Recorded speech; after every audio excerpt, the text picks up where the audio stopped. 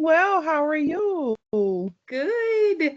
Thank you so much for joining me today on the channel, Achieve Financial Freedom. I've been so excited to talk with you one-on-one. I know we've had an opportunity to connect in a more of a social space, but thank you for Absolutely. giving me your time. Well, thank you for having me. So, what I like to do is use this platform to share with viewers the worlds of entrepreneurs. Okay. And so, when speaking to you, can you just share a little bit about what inspired you to become an entrepreneur? And then, what is your business? Okay. So my business is a glass above. So we are a mobile mixology and beverage catering firm. So we do all things beverages, whether that is something where you're looking to have a celebration, a milestone event, or a non-milestone, because it doesn't have to be, or if you're looking to cater things around a certain spirit or a certain type of group or things of that nature. If you're just kind of socializing together, we're going to bring that party to you and customize your beverages according to that. So we're going to elevate that experience for your guest. And we're going to walk you through whatever those necessary steps are to kind of bring your beverages up to the elevation and vision that you have for your event. So that is who we are and what we do. And what kind of inspired me to actually get into it is a long story, kind of short, but not so short. I was a nonprofit for 17 years, and I was tired of having to tell my son no. If anybody knows anything about nonprofit, it is more of a labor of love and not so much on the financial end. So I love what I did, but I definitely wanted to increase my income. And I started chatting with some of my coworkers. One of my coworkers was like, "We got to find you something that you're passionate about." And at that time, I couldn't see anything that I could be passionate about. But I did reach out to some friends that I knew who were bartending, and I felt like it would be something that I could do on the side. Because I knew if I got on a part-time schedule, it would defeat the purpose of me trying to be able to one spend time with my son, and because he was very active, so I didn't really want to miss his events and things that he was involved in. But I figured if I could do bartending and I can kind of do it on the side at times where I wouldn't necessarily miss his big events. And so I just went to the bartending school, and at first I really didn't do much with it. And then I ran into a friend and my former business partner, and we were just kind of talking about it and started doing it through staffing agencies. And I realized that I actually really love bartending. But I also realized the same thing, like there was a lot of money being spent in events, but not that much actually trickling down to the people who were actually working them, like myself. And so I was like, I feel like I can kind of do this. I can figure out a way that I can maneuver this in a way that it all, what I do directly comes back. Because I didn't want to do other parts of the service either. I just wanted to do the bartending because that's the part that I really enjoyed. I started doing it and I just kind of fell in love with it. And then I'm a geek as well, so I'm nerdy. So anything that I get into, I'm tapping in and researching and Googling and finding out all the different things. And from that point, it just kind of turned into a bigger thing than I thought. I was like, this is a whole like separate industry of things to do. So that's kind of how I stepped into entrepreneurship because I have always felt like there was a way that I could get compensated for the things that I enjoyed in a way that was helpful. And I figure if I am promoting another business or service or whatever, then why not do the same for myself? And that's kind of how I started on my journey. Like, I love that. I'm sitting here, and one of the things that jumped out to me, entrepreneurship gave you the freedom of your time when you took that shift.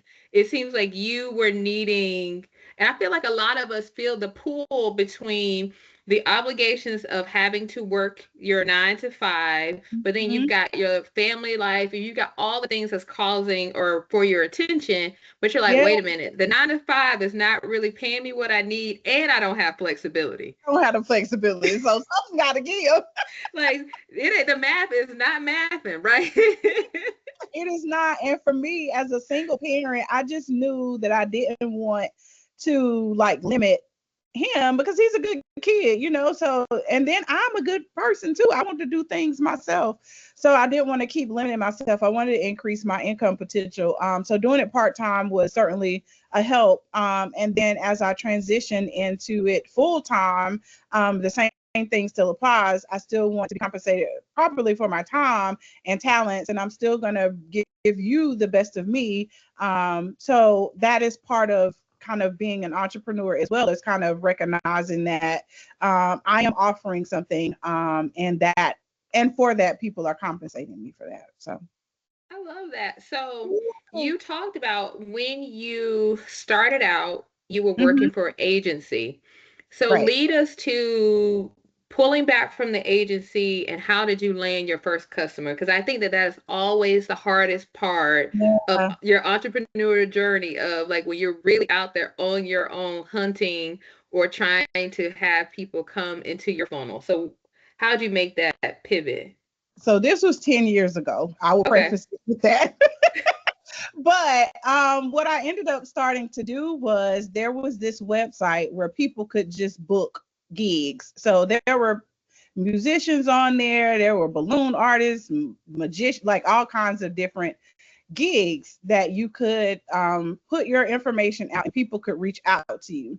So the first thing I started to do was, of course, everybody who I interacted with, if we were gathering, I was like, well, let me bring something, y'all taste it and let me know what y'all think. So that was the first thing, is kind of getting confident and kind of creating things. And everybody was like, okay, you know, as I started doing things, it was like, okay, I like this. So I'm like, okay, so I'm actually able to do this. So then, like I said, I started on the gig website and people just started booking. So then I was like, okay, let me figure out what this looks like, because I'd heard over the years that, of course, this area in particular was like a booming area for business, for small businesses, and all these different things. But I didn't know I was like, where are these people gathering? Like in my circle, nobody is doing any of this. Where are these people? So I started just looking for events on socials, where people were kind of like networking and things like that. And then I ran into some different groups of people who were like, I have never heard of a service like this. And at that time, there really weren't many. There were a couple, but none of them, well, not many of them were owned by Black women or by people of color in general. And so that was another point, that our community was missing it, because people weren't really advertising to our community for these services. And so I just kind of stepped out and did a year of networking, just going out to random events, signing up for things, meeting people, introducing myself. And I developed a kind of a network of people that would be like, oh, I remember what you do. These people are doing something. I also created a website aside from the actual gig website that I was on. Created the social media and just started posting and interacting with folks from that perspective. And that's kind of how it transitioned from that, serving from the agency perspective, into Mm-hmm. kind of transitioning it into something that I really felt like I could do on my own. I always like to do a recap, and I'm like, and tell me if I missed something. But when you did that pivot to, it's because it's always although I'm hosting and I'm asking the question, Yeah. I learned so much, and so I'm like, did I catch it all? So what I heard you say, Diesha, is that when you were moving from the agency to now landing your own, you spent, did you say a year networking? An entire year. Entire year of networking. I call it my year of face. So I was kind of putting my face out, interacting with people, just kind of, if it was online and I could see it, then I would kind of put myself in that space. And I met some amazing people along that year's journey, that would connect me to other things. A lot of them I'm still connected to this day. But it was just a matter of switching myself from a corporate setting where, they're making the initial contacts, here are your meetings per se, to kind of creating an atmosphere where I was creating those meetings. And people still ask me like now, because I still do a lot of networking, and people ask me like, how do you know all of these people? And I'm just like, it's been years and years of just kind of interacting and going out and finding out what's going on, and then just kind of putting myself in that space. Now, not all of that time has been, you know, a lead generator, but I mean, a majority of it, I do not appreciate the time that I've spent kind of getting to know people and figuring out if we are a good fit for business, and if not, then it's still fine to kind of do whatever we do, but it gives us the opportunity to just interact for sure. I think as I am navigating this space, networking is a safe space where you can Mm-hmm. talk about what you're doing, share about your services, get feedback, where you're talking to, if you think about it, we're talking to experts in their field. So Mm-hmm. I'm running into people who are media managers, they're Yeah, different skill sets, and they will absolutely. just drop something that won't really, for me, it's gold. Like, because I'm like, oh, I Yeah, can do this. yeah, yeah, And I was like, but if I had to pay for them to give that service that they're just offering because you're in a conversation with them, yeah. it's priceless. So Yeah, the absolutely. power of networking, and then the Absolutely. barter system. Well, you know a person now, how about I do this service and you help me here? That is really going to help people go a long way. So I think, and I've heard this and I'll continue to say, and this is what I tell myself, is show up. Just show up Yeah, in the space, be in the yeah. room, be intentional. And for me, I'm not trying to get a card from everybody. You're It is right. like, if I find my one person and we talk, we have great conversation, it's the genuine connectiveness of being That's present. how we actually met. We met when we were out kind of interacting. So, I mean, again, it definitely creates kind of a community as well, because you can either tap into them for things. Like you said, you met somebody who does this and who does that. So it's always good to kind of know who else is doing other things as well, but it also positions you to be for people to do the same for you. And people, Absolutely. I was in another class the other day, and the the person who was leading the class has said something that, you know, you hear all the time, but people do business with people they know, like, and trust. And so if they don't know you, then they don't get that opportunity to like or trust you. So you have to create Facts. opportunities for people to at least know you, and then they can determine later whether they like and trust you or not. But at least you knock one of them out if you kind of get out and about. So Like, that's half the battle. It's just it's get half the out. battle. Just Yeah, get out. Like, you, like Diesha, one time I met a lady in an event, and I know we had connected online, but she didn't know who I was, so I had to reintroduce myself. So what I'm saying absolutely. And is, it happens a lot, especially when you're yeah, meeting people you online. It's you always great thinking, to meet your internet friends in person, but I mean, some of the times those are the people who actually connect you to opportunities. yeah, because I'm like, wait a minute, I know we've already had conversations, but it's nothing like being that face to face, just talking to people.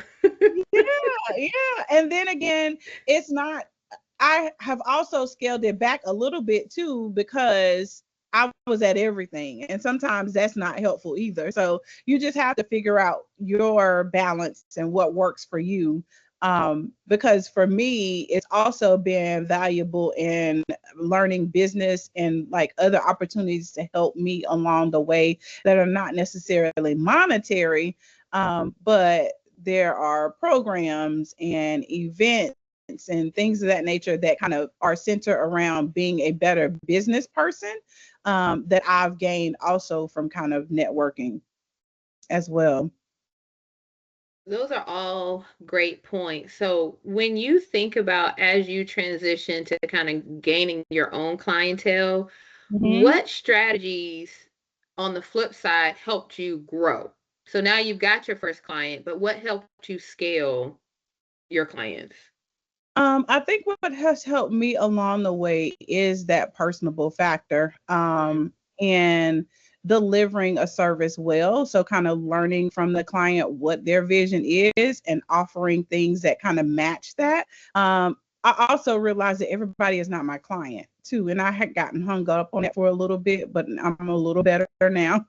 I'm reformed. But I mean, everybody is just not my client. And so kind of getting more laser focused on the characteristics of people that have been good clients for me and kind of drilling down into those areas. So I am entering a space where I'm trying to connect with more corporate partners. And so for me, that is different than being and not that I don't do all different types of events, but I do feel like there is a missing link there. So I'm nailing down a little bit on that. So that's finding out what they do, finding out who their employees are, finding out ways that we can connect or things that I can offer them to kind of help support them. So it's also, once you kind of get those clients, it's kind of figuring out what their needs are and what's specific to them. They call it your client avatar, basically.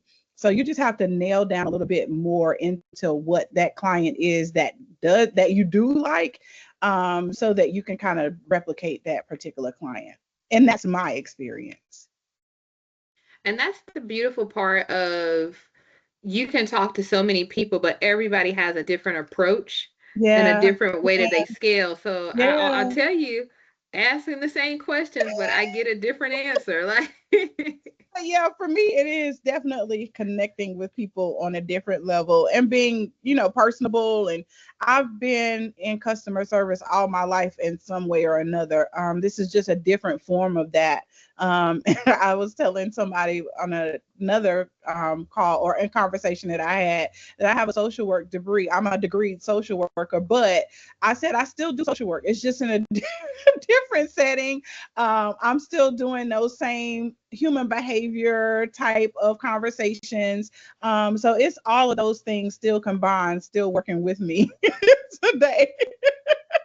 listen, I said, I think I posted on this a couple of weeks back and saying, I my major in undergrad was psychology. I did not continue my education or get any other Mhm. degrees in psychology, but I think me always want to know the why. You know, why people are doing what they're doing. Why'd you do that? And what, Always. like, Why you do that? And I'm always I like have that. even had people be like, "Are you studying me right now?" I'm like, "Well, You like, I maybe. don't know, but I gotta figure this out because something is different." Like, I'm not trying, help me, as my parents used to say, help me understand. Like, Right? help me, Help me help you. help me understand why you did X, Y, and Z. So Yeah. thank you for calling out, once you get the clients, understanding what could be repeatable for you, and you have an ideal client. And I like that. That is a Yeah. good takeaway, as that you need to be specific, because jack of all trades, doing That's multiple yeah. things, Yeah.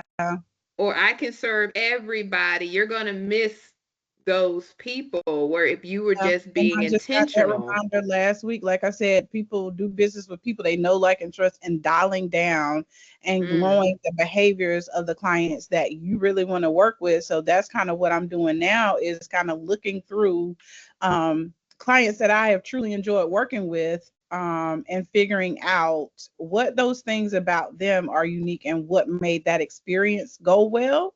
Um, I think will definitely help me to shift a bit more for sure. Now, as you've been in business, did you say 10 years or so? Yeah, I've been in 10. business full time 5, but Okay. in the business in general 10 years. 10. Hmm. So, what resources helped you along the way? Okay, so like I mentioned before, I'm nerdy, I'm a geek. Yeah, So I yeah. definitely do a lot of online searches. So when I first started out, I connected with more people outside of the area because there weren't really that many that were in this area. Again, that looked like me, that I felt like I could relate to. And so I started connecting with people online.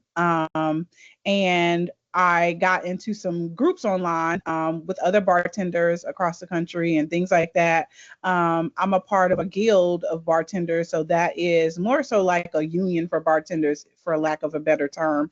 But we do a lot of things surrounding uplifting the space, the hospitality space in general. Also, I if I was going to have a business, I wanted to be able to do business well.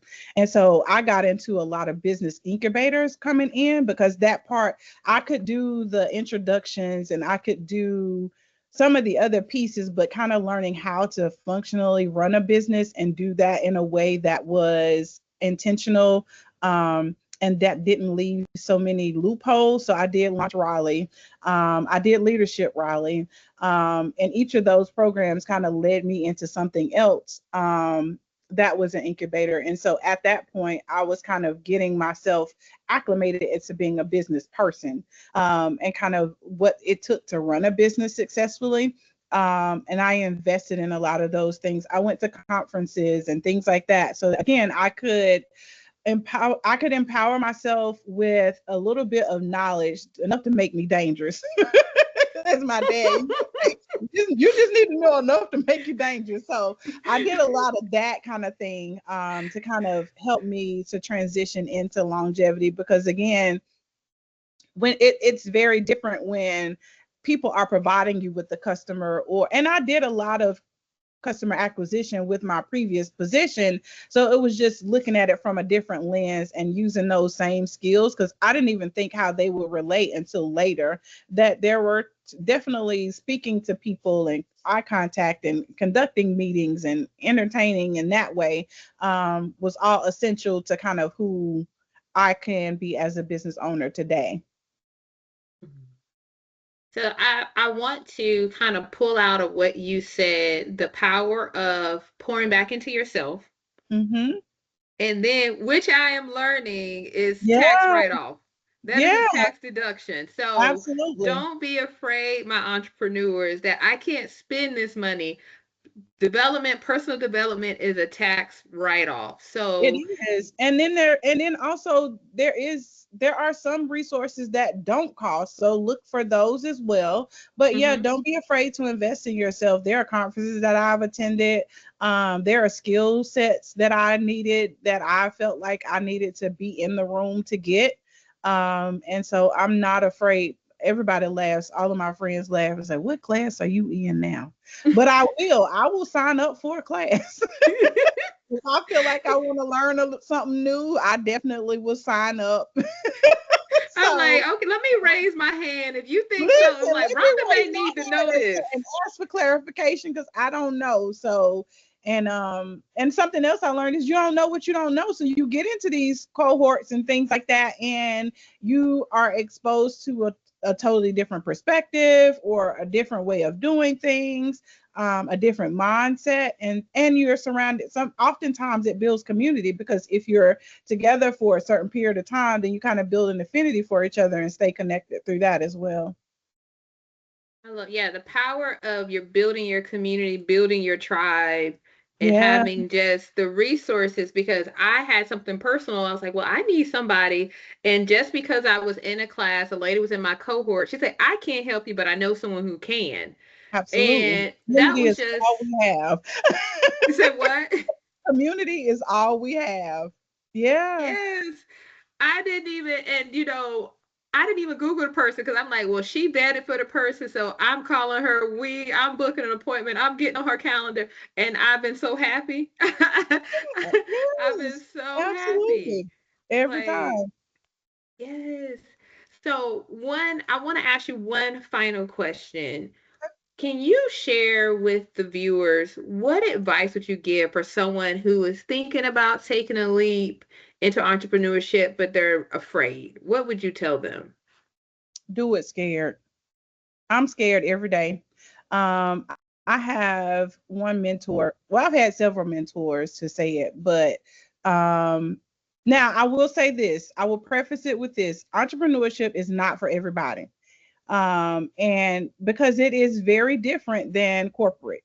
And if you don't have that drive, if you don't have that desire, because it's not always easy. So you have to oftentimes motivate yourself. And you oftentimes have to do things that you don't know if it's going to work.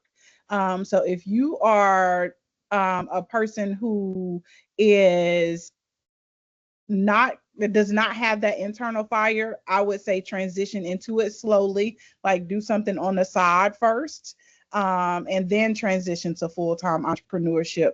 But as an entrepreneur, do it scared. I have things on my board right now that I am absolutely terrified.